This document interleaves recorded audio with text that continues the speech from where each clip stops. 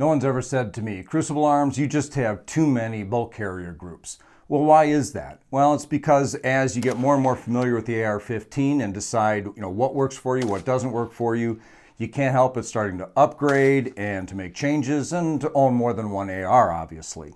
But the reason for this assembly today of bolt groups is to talk about a new entry into the market.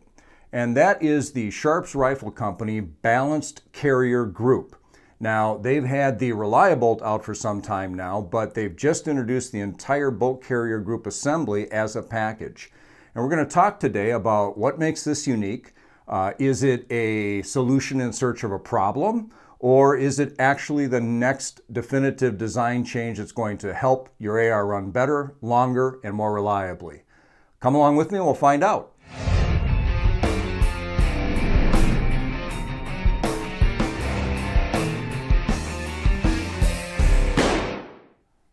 So first off, what you'll see in front of me is a variety of manufacturers of bolt carrier groups.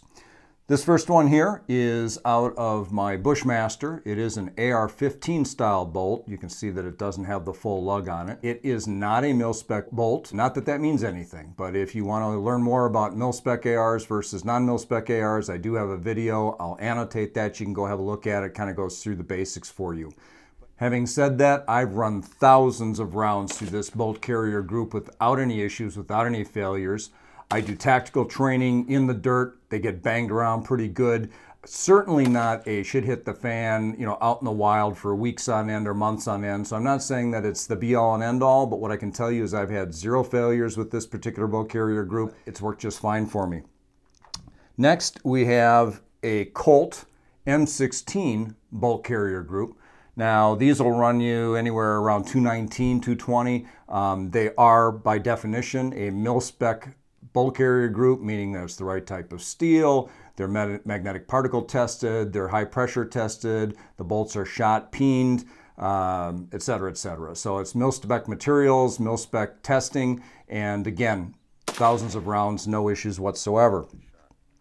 Next on the table is the Spikes Tactical bolt carrier group. Again, high quality, very well made, tested to all the mil-spec specifications with some additions, and it's been very, very reliable for me, no issues whatsoever. But then when you want to upgrade even further, well, now you take a look at different types of coatings. And this is a nickel boron coating. This is an AAC bolt carrier group. And the nickel boron is supposed to make it, a little more slippery, a little easier to clean, give it a little less, friction and resistance. It's been a terrific bolt carrier group for me. I run this in my 300 blackout setup. It's an AAC upper, and this came as part of that package. And again, zero issues, zero failures, although this one hasn't been run nearly as hard, I can tell you that. 300 blackout's still a little expensive. Once it comes down a little bit in price, I'll be running a lot more rounds through it. And that brings us to today's guest, the Sharp Rifle Company bolt carrier group. What's interesting and unique about this is the Relia-Bolt system, and what you can see if you get a good look there, it has a very unique lug design, but that's been out for a little while now. What's interesting now is they have also introduced what they call the balanced bolt carrier. It's the same weight as a traditional M16 style bolt, but as you can see, there are some cutouts on the back here, so they've redistributed the weight. And the whole idea behind that, according to what they're telling me, is it will allow the bolt to run straighter inside the upper receiver. When you get the gas hitting the top of the key, it will tend to tilt the bolt and run it non-parallel. And this particular design, the way that they've redistributed the weight in it, helps it to run more smoothly and straight. And running it straighter in the upper receiver is going to increase the life of the unit and take stress out of the rifle in general. It is, I've got it all gummed up right now. I'm going to wipe it down a little bit because the coating on this is an NP3 coating as opposed to nickel boron or phosphate. It's Teflon as opposed to the nickel boron.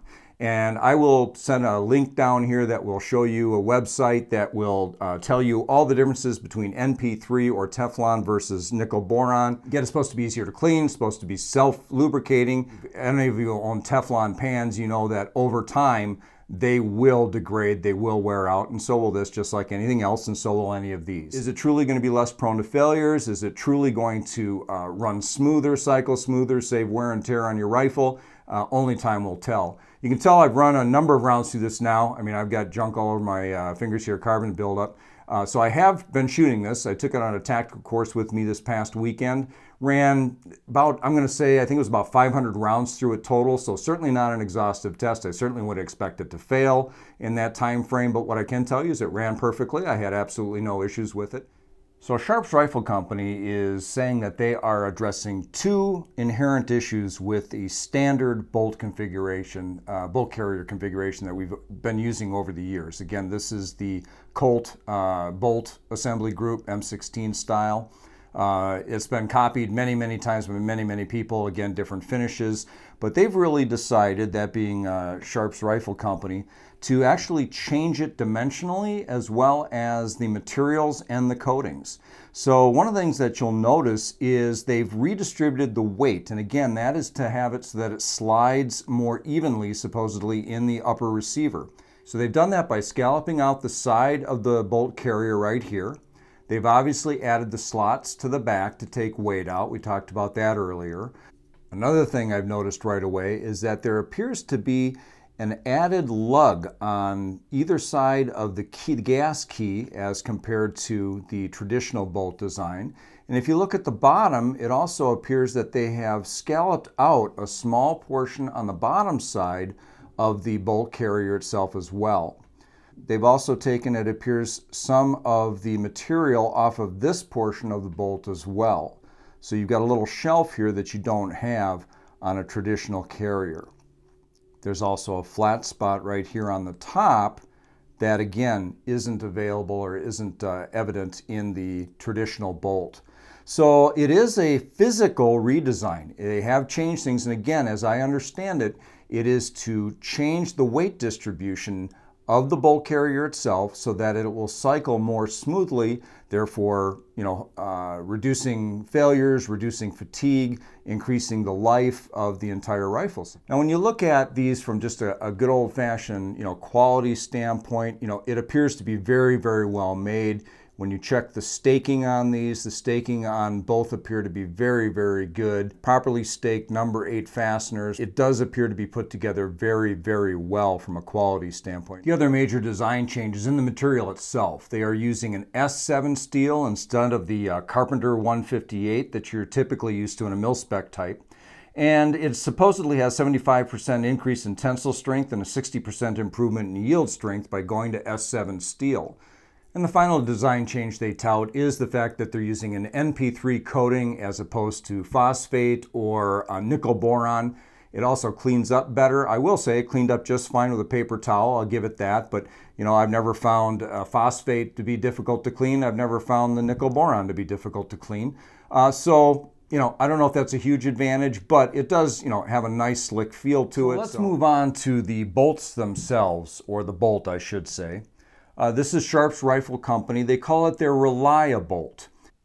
It does appear that they have put a tremendous amount of time into the design of the lugs themselves. They're tapered. What it's supposed to do is, as it goes into the barrel extension, if you've got any debris, any carbon fouling buildup, this will supposedly knock that off and make sure that you still get a reliable lockup, even if you've got debris in that area.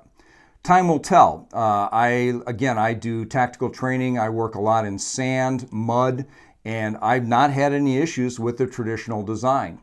But based on what they're saying and based on this particular design, it will be interesting to see over time. I'm going to run a lot of rounds through this. Like I say, I've got maybe 500 so far. Worked perfectly, but 500 is by no means an exhaustive test. The question is, will this run more reliably than this will over a longer period of time? That's what our testing is going to show. So let's talk about price. You're going to spend $199, let's call it $200 for the Sharp's Rifle Company bolt carrier group. You're going to spend about $219 for a Colt M16 bolt carrier group, both premium prices. You're going to be able to get a Daniel Defense for around 190 bucks. You're going to be able to get a Palmetto State Armory Premium MPI, HPT, and shot-peened bow carrier group for about 99 bucks. And then finally you're going to be able to get a nickel boron group, bow carrier group similar to this one, that's going to run you anywhere between $99 and $230 depending on who you buy it from. So what does that mean? Well, like most things, you can spend as much or as little as you want. So I'm not going to blame anybody for spending more or spending less. As long as you're getting at least a mil-spec quality bow carrier group, you're going to be just fine. But if you want to try something that's innovative, if you want to have the newest and hottest and latest thing, and like I said, there's times I love to do that, this is something worth checking out. Now what we'll do, given that I've only got a few rounds through this so far, about 500 like I said, we will certainly do a follow-up on this. We will shoot it exhaustively. I will not be cleaning it. I'm just going to let it run, and we'll see how it holds up. We'll come back with a follow-up when time permits and when it makes sense. As always, Crucible Arms, thanks for stopping by. We'll see you soon.